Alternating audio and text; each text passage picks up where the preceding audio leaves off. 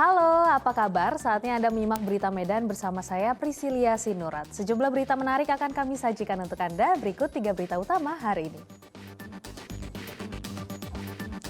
Melihat dari dekat jembatan Tanoponggol Dalihan Natolu di Kabupaten Samosir. Samosir tak lengkap rasanya tanpa mencicipi masakan khas Batak, ayam napi nadar.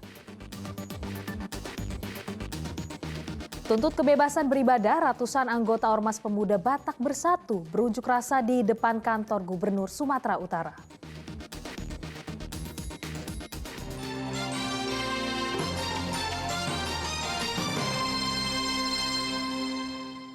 Salah satu proyek strategis nasional untuk mewujudkan Danau Toba sebagai kawasan strategis pariwisata super prioritas adalah pembangunan jembatan Tanoponggol Dalihan Natolu. Jembatan ini menjadi penghubung Pulau Samosir dengan Pulau Sumatera dengan jalan darat. Di bawah jembatan pun diperlebar sehingga kapal bisa mengelilingi seluruh Pulau Samosir.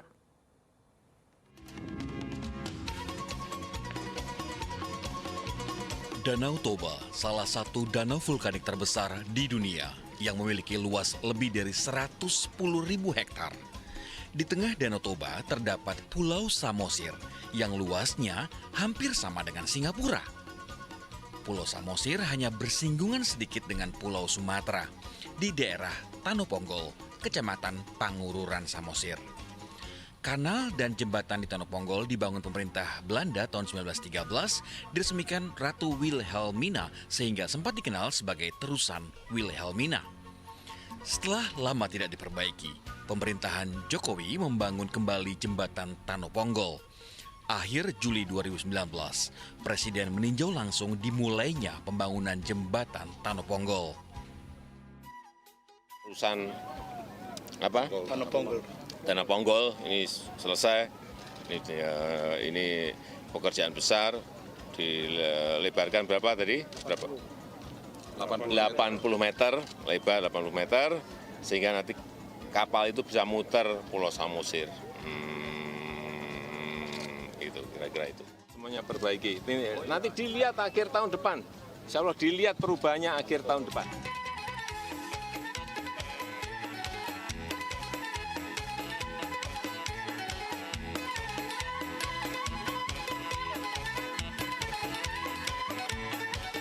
Janji yang akhirnya dipenuhi. Kini kanal dan jembatan Tanoponggol berdiri megah dengan 3 tiang yang melambangkan Dalihan Natolu yang menggambarkan kesatuan hubungan kekeluargaan dalam budaya Batak. Anggaran 157 miliar telah dimanfaatkan membuat jembatan Tanoponggol Dalihan Natolu dengan pelebaran kanal dari 25 meter menjadi 80 meter sepanjang 1,2 km agar bisa dilewati kapal pesiar. Panjang jembatan Aek Tanoponggol yang merupakan satu-satunya saat ini merupakan akses jalan darat dari Pulau Samosir ke Pulau Sumatera. Dulu hanya bisa jalur laut alias menggunakan transportasi laut. Kini sekarang dengan transportasi darat bisa dilakukan. Hal ini merupakan wujud janji pemerintah untuk mewujudkan Danau Toba sebagai kawasan prioritas pariwisata nasional. Dari Pangururan Kabupaten Toba, Henry Sianipar dan Daniel Sitanggang laporkan.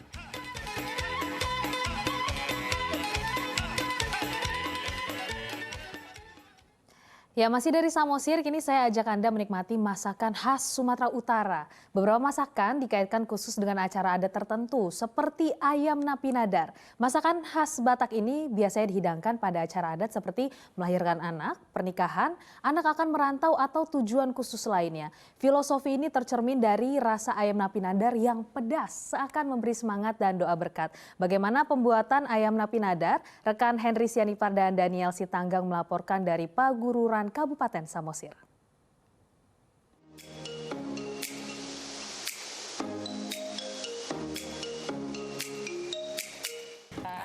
Mantap. Apa ini namanya, Kak? Ini ayam napi nadar, namanya ayam napi nadar. Salah satu makanan khas orang Batak. Ayam napi nadar? Iya, ayam napi nadar. Apa kalau gitu makna filosofis ayam napi nadar ini? Biasanya orang Batak itu membuatkan ayam napinadar ini sebagai sarana untuk memanjatkan doa bagi seseorang yang diberikan ayam ini, seperti itu. Contohnya saya memberikan kepada abang nih ayam ini, berarti biasanya orang Batak itu dikasih ayam ini untuk memanjatkan doa kepada abang supaya abang mendapatkan berkat dari Yang Maha Kuasa, seperti itu. Makna filosofi yang dalam. Iya. Tapi apakah Rasanya filosofi dalam itu juga seenak rasanya ayam pinadar, saudara? Kita coba. Rasanya memang pedas ya? Pedas. Ya. Pedas, tapi ini pakai itu ya? Andaliman pasti ya? Iya, pakai andaliman juga. Andaliman. Pedas itu langsung nyesap. Tapi empuk. Bener. Makanya makna filosofi semangat ya? Iya, semangat. Langsung ke otak. Kasih kayak ya rasa pedas, rasa semangat gitu ya. Itulah pokoknya ya. Nah, ayam napinadar, saudara. Gimana cara pembuatannya? Menarik. Kak Angel ya? Iya. Kak Angel akan menceritakan kepada kita bagaimana cara membuat ayam napinadar. Ayo Kak. Oke. Lihat, Pak. Ini bahan-bahan untuk membuat ayam napinadar. Nah, ada di sini cabai yang udah kita rebus, ada kemiri yang udah kita goreng juga, ada bawang merah, bawang putih yang udah kita goreng juga, dan ini salah satu makanan khas orang Batak ya, andaliman, dan ya. ada sedikit jahe. Nanti kita giling ini semua ya, menggiling tangan, tapi nanti ada sedikit rasa yang berbeda kalau kita menggilingnya pakai blender ya. Kalau digiling dengan tangan lebih enak rasanya kalau digiling dengan tangan.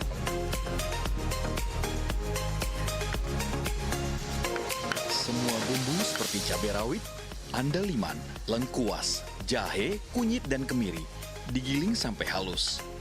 Untuk ayam napinadar bisa ditambahkan darah ayam, bisa juga tidak, tergantung selera.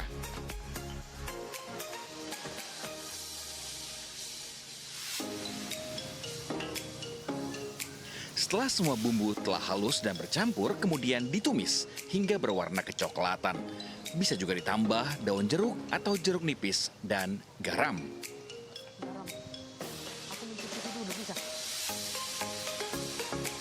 Kemudian masukkan ayam yang sudah dipotong.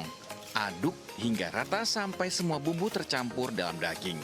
Setelah bumbu meresap, bisa juga ditambah kelapa parut yang telah disangrai.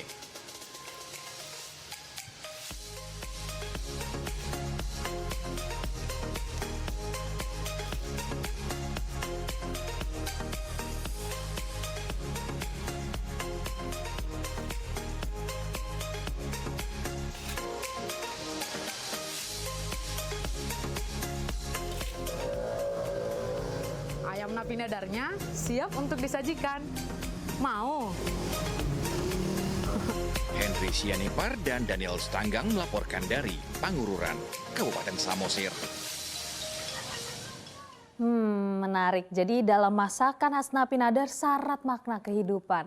Nah, bicara pesan kehidupan, saya ajak Anda melihat bagaimana seorang ibu rumah tangga bertahan menghidupi keluarga dengan membuat sirup bunga telang. Olahan minuman kreasi Rahmayati ini diyakini memiliki banyak khasiat bagi kesehatan tubuh dan tentunya memberikan cuan bagi keluarga.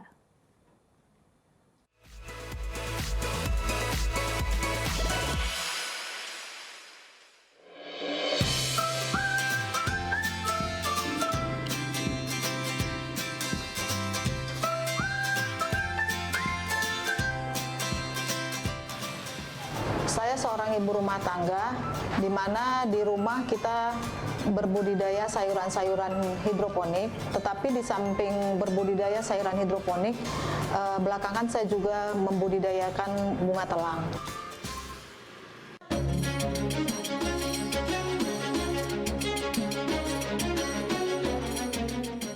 Pada awalnya diolah hanya untuk konsumsi di rumah, sirup itu ya sebenarnya untuk mendapatkan satu sirup yang benar-benar kita tahu bahwa sirup itu pure dibuat dari gula pasir murni tanpa ada bahan apapun tambahan di dalamnya.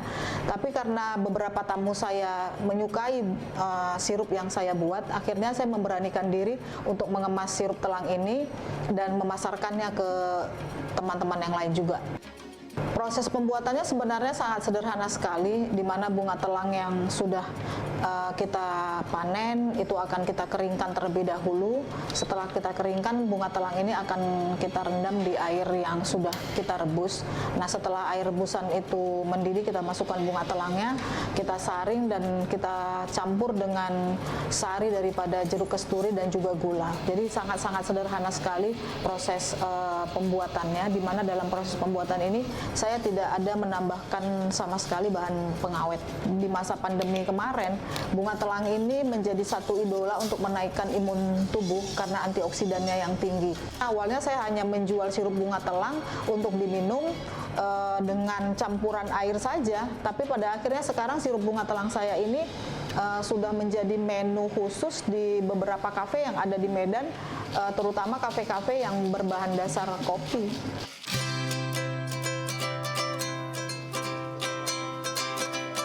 Selaku saya pencinta kopi, saya biasanya minum itu kopi yang espresso atau sangat espresso, double ataupun single.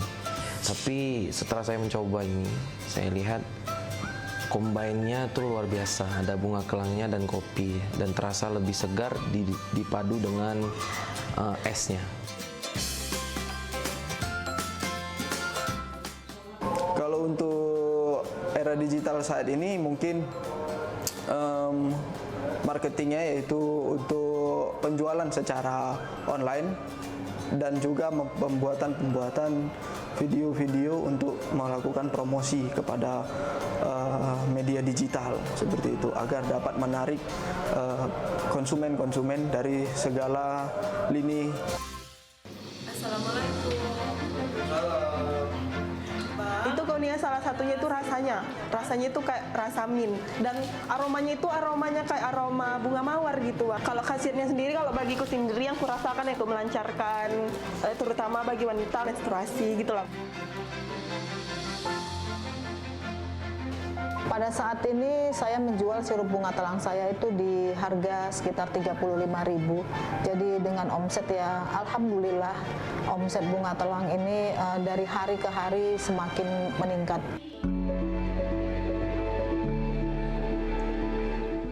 Dari keisengan menghasilkan satu produk yang sekarang sudah meramaikan dunia minuman di Kota Medan. Jadi saya berharap bagi seluruh teman-teman para wirausaha, terutama para wirausaha muda, tetaplah berkreasi, tetap berinovasi, pantang menyerah, berani berubah.